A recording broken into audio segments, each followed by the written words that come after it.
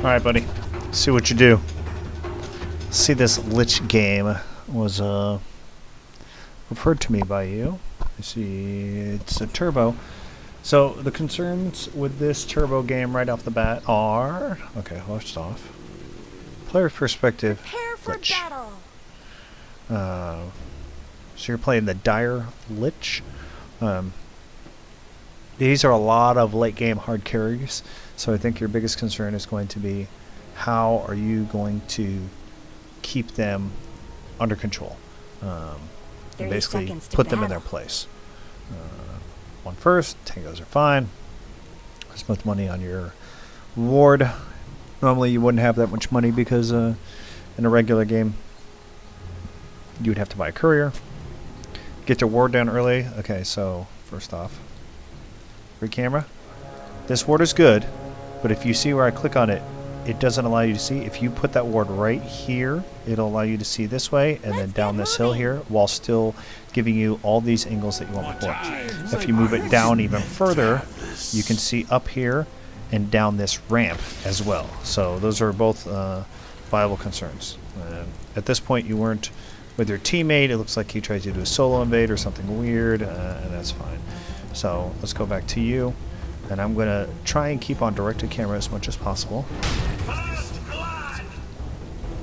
Let them take this as an omen. Player perspective as much as possible to see how your camera movement's improved. So you should really be focusing on how you can view the creep wave. Should not be attacking creeps because your buddy here is trying to last hit. So I feel like, hold on, we're going to go back a few seconds. That was a bit obvious because right here, so here's what's happening. Here's what these guys are saying.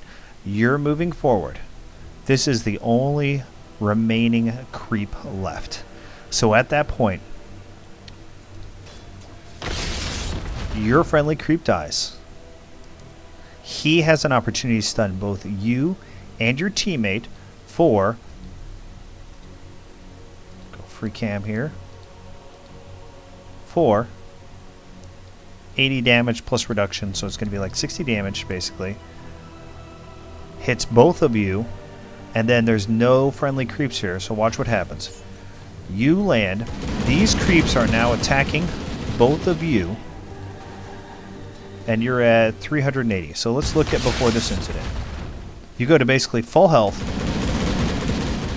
at 600, and because they both got hits off, you lost 220 health because you stepped forward while the creep wave was dissolving. So let's go back to you. This is a much better camera positioning.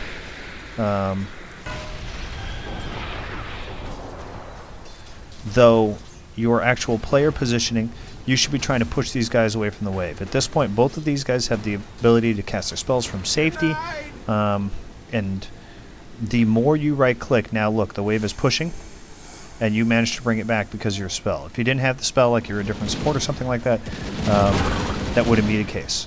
So now you're looking here,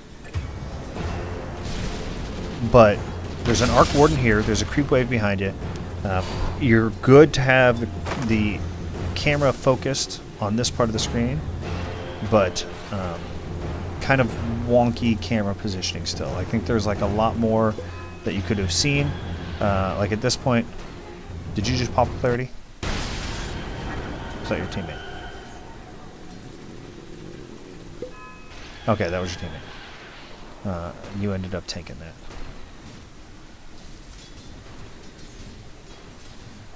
So you're doing good on mana, for example.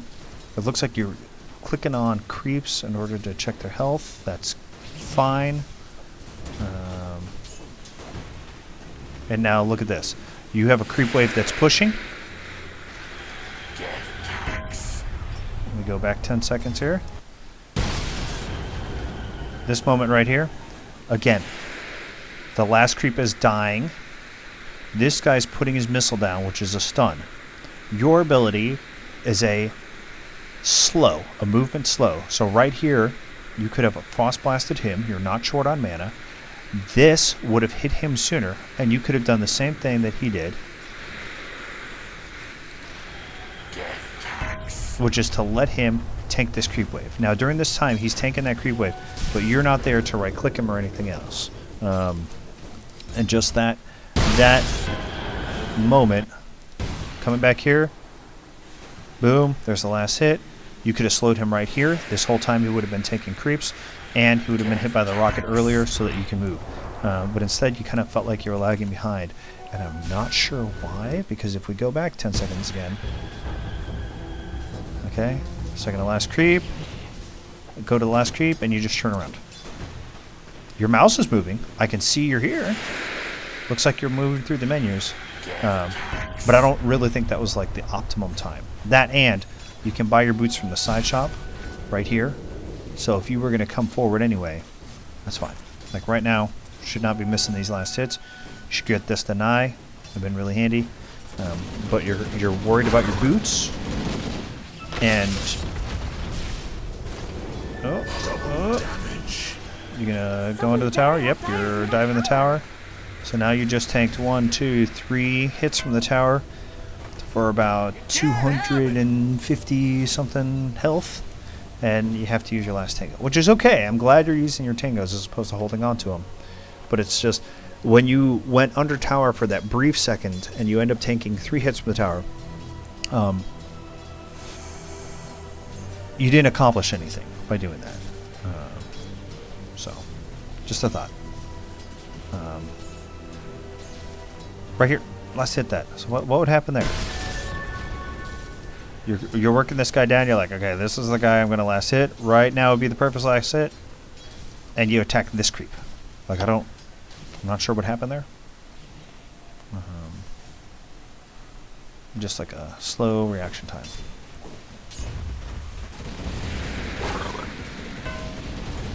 So your teammates initiating once again. Your camera was too high up.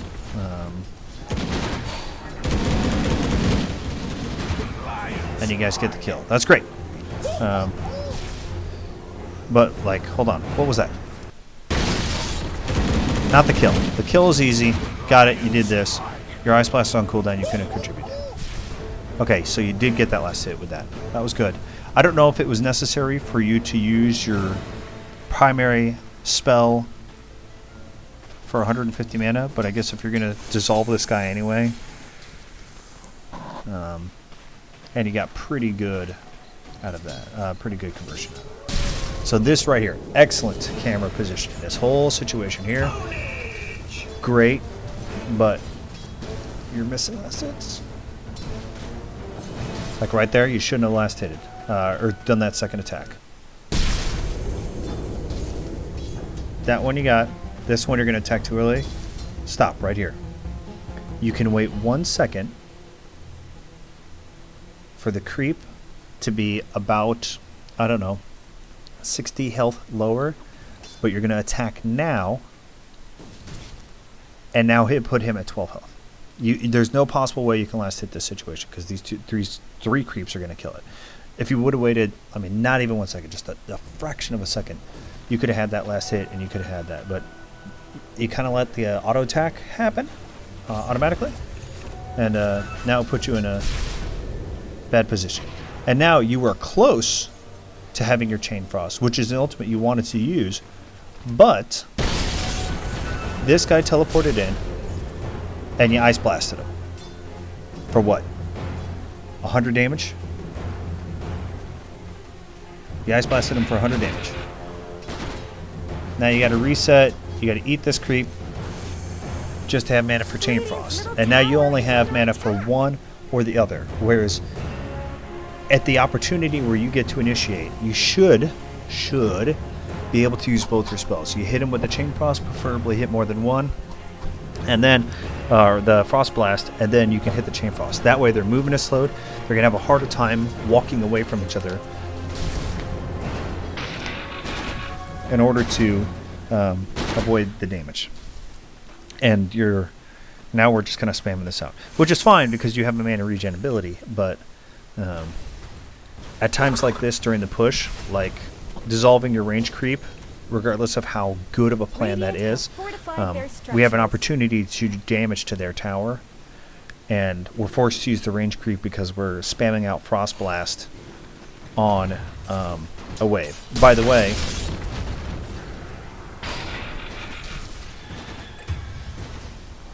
now we're chasing for what? Okay.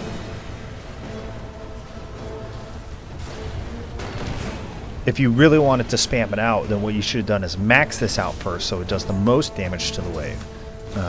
But I feel like you think you have mana problems, and so you decided to go for maxing out sacrifice early, but really you don't have mana problems because you're just spamming out like that right there. Let's go back here. Radiant's middle tower shouldn't have to take this abuse. This moment right here. 1, 2 creeps low. Okay? Your character has your Frost Blast on cooldown that does 100 damage for the AoE plus 100 damage to the single target. Hit the guy with more, you get a free last hit in the process. Instead, you last hit this creep, which is good, and then you Frost Blast this guy, and because of that, you're going to miss this last hit now. There, you missed it. Now you'll miss that range creep. Go back 10 seconds here. Here's the point. You're going to blast this guy. Perfect. One hit. Where did Radiant's middle tower go? And then you walked away from it. Why did you get that last hit? I see you're moving into a position where you can shop safely, but why don't you do that at this point now where your wave is pushing forward? You're not going to get these last hits. Maybe you are, maybe you're not underneath tower. Maybe you feel safe, maybe you don't. But you had an opportunity to finish that wave, and then immediately after that wave is done, like right happened right there. This guy gives the most golden experience. All right, you're killing it, you're killing it, you're killing it, you're safe. You have 4 creeps, they have 1, and you walk away. That is the best last hit. It's a free last hit. He's not going to walk forward. He has no health. And at this point, your creeps are under tower. They're moving around. If you could have stayed, and you were even watching the enemy lion for a bit, you could have nuked him. You probably could have hit him with both of your spells in a combo. You would have been great. Luckily, your teammates are doing well in the bottom lane. Right. Going back, ignoring all this other stuff flashing up on screen and all the craziness. This moment right here. 2 creeps. Both of them are going down pretty quickly. How are you going to deal with the situation? Boom. Ice Blast. That's exactly how you're supposed to use it.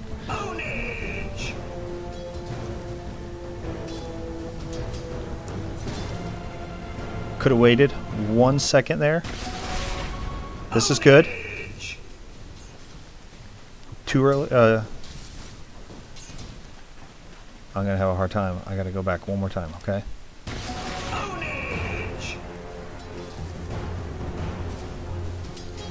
Right here. You're going to last hit it. Watch what happens. How much health this guy? 6. How are you supposed to get a last hit with 6 HP left? You could have just waited 1 second. One of these guys could have attacked him once, and you would have gotten the last hit. But instead, you kind of let the auto attacking animation happen when you could have just clicked off him. Not much good's happening to Radiant's bottom tower. Get that last hit. Perfect. Now you move back. Perfect. It is dangerous. You got the last hit you were looking for. That's great. I don't think you should have used your wand there. Your wand is great for kind of an in a pinch situation. It takes a while to build up because you got to wait for your enemy to cast spells and feel like you just used it for general regen when you have a spell that regenerates your mana and you have a pair of boots that regenerate your life. So Tower is under attack. Dire structures are fortified.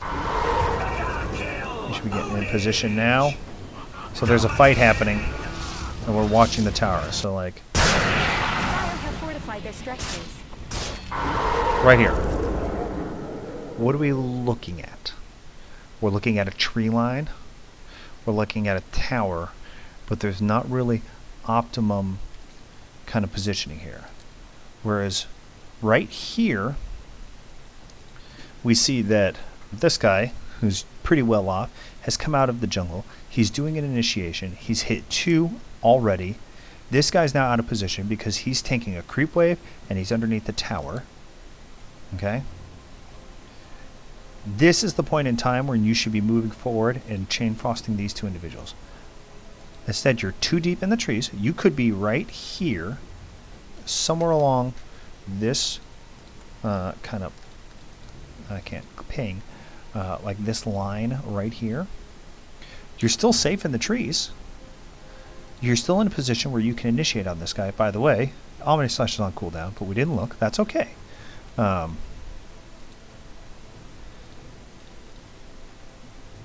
then we could be in a better position. But now, you're a whole screen just to get back to the tower. You're another screen wide just to get to these two. And where are we looking? We're looking at a tree line, and we don't even know that our teammate has initiated here. Instead, we move to camera to the right. Don't know why. And we're kind of catching up. And now we're saying, okay, we got to get out of the tree line. Something is happening. We got to get out of the tree line. We got to get out of the tree line. Now we have to regenerate our mana. And where are you going now? Where are we going? Your teammate's coming out. You got your mana. How many enemies are on screen right now? We know that there's one here. You have your teammate, again.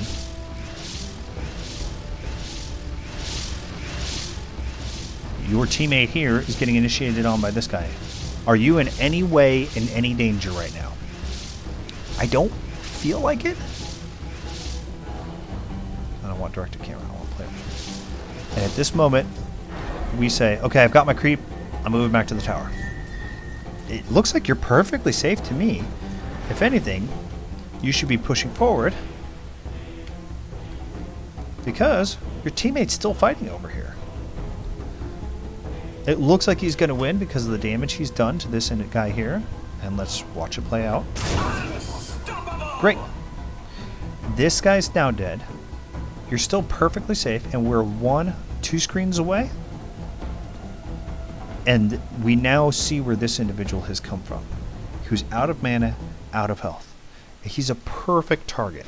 He can't morph to get more health. He's a perfect target, and we're too far away to either Ice Blast him, or Frost Blast him, or Chain Frost him. Player perspective. And now we say, okay, last hit and creeps. Opportunity to kill this guy, okay. Chain Frost for vision. Chain Frost for vision. Radiant structures are fortified. Triple kill. Radiant's bottom tower is under attack. Now we should begin our push. Dire's middle tower isn't going to last long. You're leveling up. What did you get? 175 health. Great choice. At this point in the game, we're 16-0. I don't know that you've ever really gotten that low on health if this is a concern. Whereas this game so far looks more like it's going to be more brawly. And your ability to get in close enough to cast your Chain Frost might have been a better idea to get the movement speed. Just a thought. Much safer. Good choice of the ice armor. He's taking the tower. You should have frost blasted these guys right here to dissolve them. And the reason why you want to melt the enemy creep wave is because your creeps, instead of doing damage to this tower, are just hitting their creeps. If you can blow up their creeps, then you get extra damage of all your creeps to hit the tower. And now we're going to have another wave of your creeps that's taking damage from the tower when they should be hitting it like they are now. And as you can see, it's a huge difference. Perfect on ice armor in that one. That was a really cool move. And now we have initiation. But where was the camera?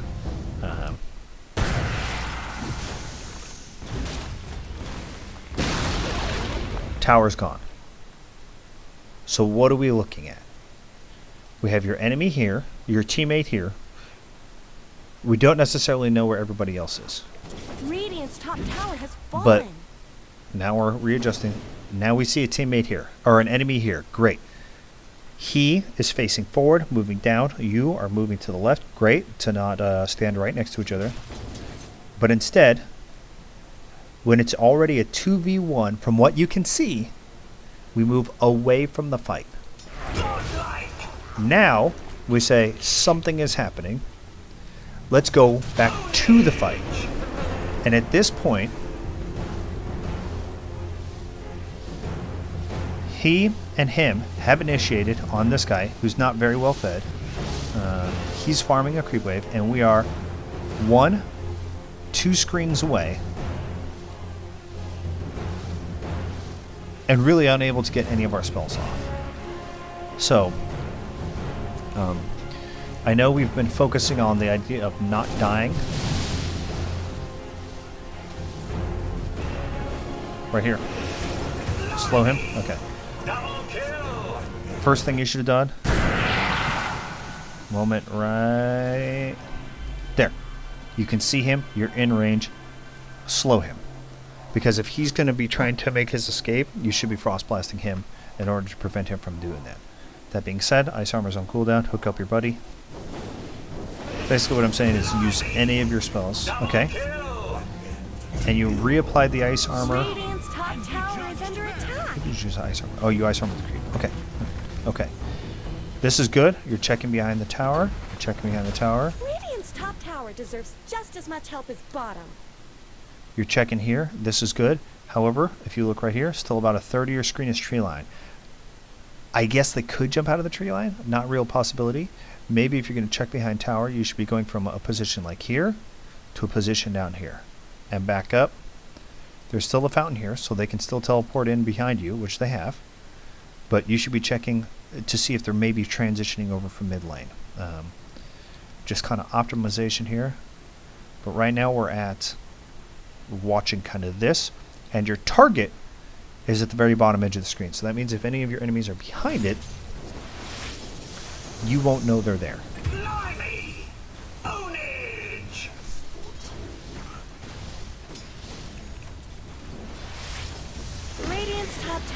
Radiant's top tower has fallen. Killing spree! Ownage! Blimey! Double Radiant's middle kill! tower is under attack. Right here. Killing spree! Ownage! So what do we know? We got a teammate. We got half of a creep wave. They have a creep advantage. Good point. You have another teammate who's ultra fed right on your right side of your screen. Blimey! Double Radiant's kill! middle tower could use some help. One guy comes on a screen here and initiates on your friend. It's a 2v1 fight. You're level 17, your teammate's level 16, your enemy is a level 13. The creep wave is now even. Okay? And this guy has, if you look at the vertical bars here, almost twice as much HP as this guy. The first thing you do, your instinct is run away. And you just turn this 2v1 fight into a 1v1 fight and forsaken your buddy. Stop it with the director camera. I want to see player perspective. You move away, and then you say, oh, wait, I can come back. You come back. Now your teammate's initiating. But what happens? Radiant's middle tower shouldn't have to take this abuse. I'm going to watch it in slow motion. You see an enemy. Oh, wait, okay, I'm out of here. Goodbye, teammate. I forsake you. Even though you have a literal ability to give your teammate mana.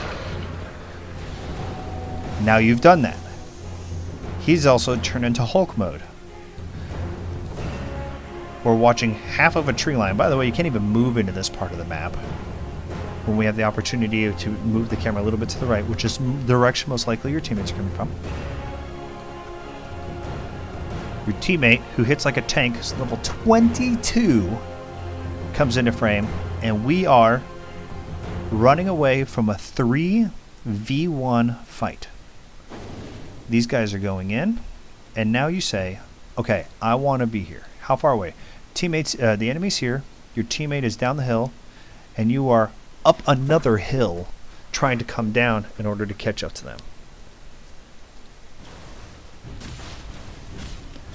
You get vision on them. Well, luckily, you're close enough to be able to be part of the kill and therefore get experience from it.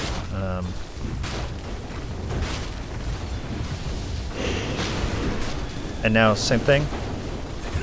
We almost learn too late. So we see an enemy here. We said, that's great. Once again, our target's at the bottom of the screen. This is our priority, which should be somewhere in the middle of our screen. There is still a possibility that the enemy can come from behind, so we just need to be moving our camera around. And now he's blinked forward and initiated. You're hitting this tower, which is good, but it took us almost to the point where this guy is now casting spells. He's already casted a spell in your area. Watch this. Teammate goes high ground, blah, blah, blah, blah, blah. He blinks forward to chase. See this blue light right here? This enemy that you cannot see, who's right here, he's within one screen of you, is casting a spell directly next to where you are standing. And at this point in time, we have no clue that he's there. We just don't know.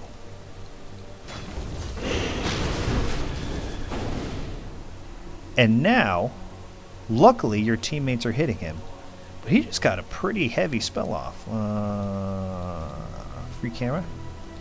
Let's see how much this hits you for.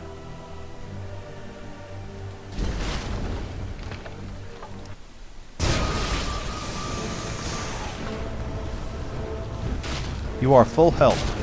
1400 HP. Here's the spell. Here it comes. The Wraith hits you. You just got hit for 200 hit points. And by the way, your movement speed is now reduced by 100%, so you cannot move. This is a situation where if the enemy team was not doing so bad, they could actually take advantage of this. But it's all because player perspective of the camera positioning of this moment right here. That's it. And all we had to do was adjust it so that our target, maybe something like this, was in the middle of our screen. We can see the enemy coming from this way. I get it if we want to center it more perfectly like this. This is great too.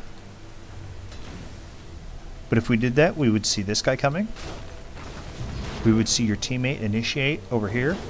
We could see this guy coming, who, I don't even know what's going on here. I think he's just thrown the game at this point and is now feeding. We could see him cast on you. And now, 1, 2, 3 of you. 3v1 fight. This guy's already pincered in because he's going to be hooking from this side. He's going to be hooking from this side. But what are we looking at? We don't even know that he's there. And your teammates are initiating. At this point, we move the camera. Great move. And before you can get up to the top of this hill, he's already dead.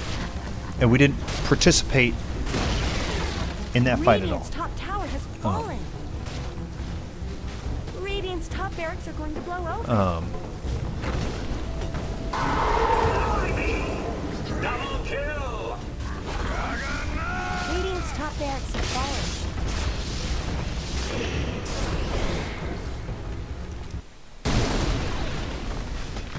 I'm going back. Do you already know what I'm going back about?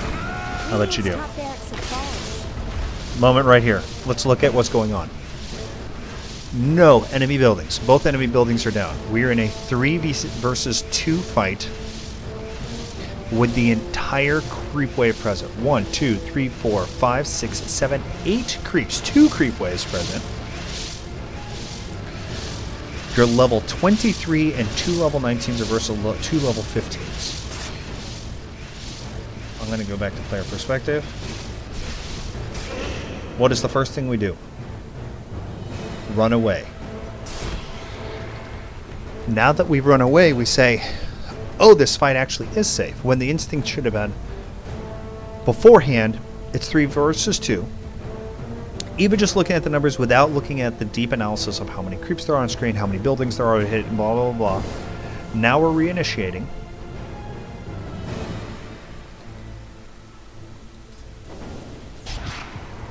And you get the flash. Radiant's middle tower has fallen. Double kill! That's great that it bounced and that you were able to get a couple of kills off of that because your gold does go up. Radiant's middle tower shouldn't have Your to take teammate this blinks abuse. forward. He's dead. But now we're moving the camera off of the target. Not sure why. Actually, let's go back a few seconds. I'm going ahead and play this. 3v2 fight. You ice blast and then you run away. At this point in time, that would have been a great spot for your chain frost. He's now attacking the guy off screen. You get the chain frost off of the lion. It looks to me like you actually walked away for a second.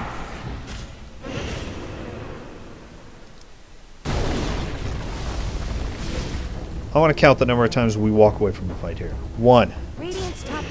Looking very carefully at your character here. Moving forward. Get the spell off. Awesome job. 2. Now we're saying, oh wait, we want to chase. Going in, going in, going in. Got it. We should be attacking. Attack. Perfect. Good job. Cast your spell. Moving away. Okay. Wasn't that bad as I thought it was going to be. Radiant's middle tower shouldn't have to take this abuse. 3 for sure. I'll count that one. 1, 2, 3. How many people? This guy's the only guy here. Get it? He's going to respawn soon. It still would be a 3v2 fight. Right? Should we ice armor these guys up? Your instinct is run away. And then we kind of realize, oh wait, there's 3 of them. You go in. Good job on your spell right there. That use right there is amazing. Let me pause this right here. Boom, he blinks forward. This is the primary target. We're going to blow him to bits. Your action, slow this guy, because once we clean him up, then he'll be easier to catch, so we can kill him. Boom, he's dead. He's easier to catch. And there we go. That was good. That was a really good usage of your Frost Blast at that moment. I think at this point, again, good use of Frost Blast. Allowed your teammates to initiate. Radiant's middle tower go? Radiant's middle tower is under attack. Where did Radiant's middle tower go? I think at this point you can be dishing out some ice. Okay, that was good. That was perfect timing. Like right as I thought it, you had already cast the spell. It looks like. Radiant's ancient is under attack. Now you're going to do a fountain chain frost just for fun, just because you're a mean person. That was just harsh. Now it's just like I don't think it's getting out. And at this point the game's over. So good game. Couple thoughts for you. 1, your ice armor seems to be at the right place at the right time. Your slows seem to be at the right place at the right time. Your character doesn't seem to be at the right place at the right time. Like blowing up that group of creeps in the middle, awesome. Awesome use. That's exactly what your Frost Blast is for. That's what you should be using it for. Just taking out groups of people. Radiant's bottom barracks are under attack. Dire victory! Your ulti, kind of waited until late in the game to use it, and both the times you used it were excellent. I just feel like the positioning was kind of wonky. Yeah, let's go to the scoreboard. At the end of the game, if I remember right, we had 5,500 gold in the bank, and we only spent what? 1,000, 22, 32, 3,500 gold.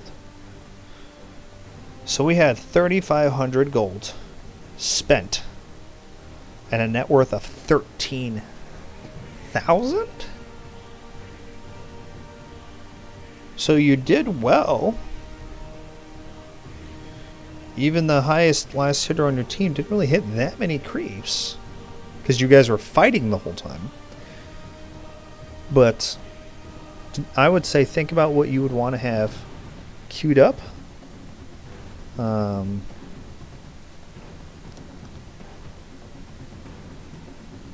For your next item.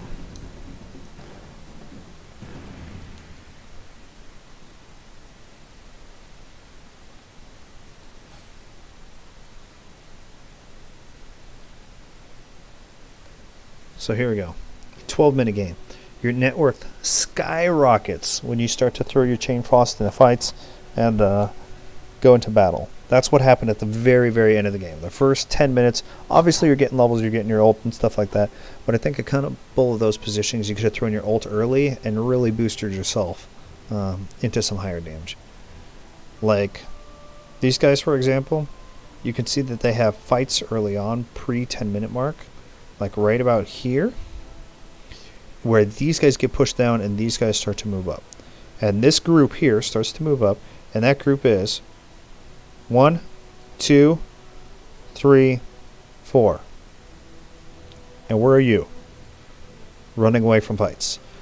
Now, still better than the enemy team, but this net worth growth comes at this minute right here because they jumped into fights to kill the enemy team, whereas I think your position a little further away sacrificed your ability to get that early gold. And as you can see, that carried into the late game. Now this right here, this is your 2 chain frosts, boosting your net worth, getting kills on people, and actually aggressing against people. Your level was good because you were always near fights. Near enough to fights. But your net worth was not good because you weren't doing damage to the enemy and getting gold from killing them. So that's the difference. On the front, boom, boom, boom. That's good. Boom, boom, boom. That's good. We didn't queue up anything else. Meanwhile, at 12 minutes, a gyrocopter has a butterfly. This guy has a scythe of ice, which is just a huge amount of money. So, well, you could have just spent money like crazy back here because, frankly, you had an outrageous amount of money at the end of that game. But I would say, overall, good game. I think that your teammates really carried you there. Your decision-making on spellcasting is really good. I would just look at positioning of your character and positioning of your player as the focus area. And then, of course, you know, things like more last hits equals more money and stuff like that. But going back and slowing down the game and looking at it at times like this is just probably going to be really revealing to you and to kind of your growth and analysis. So that's what I got. I'll talk to you later.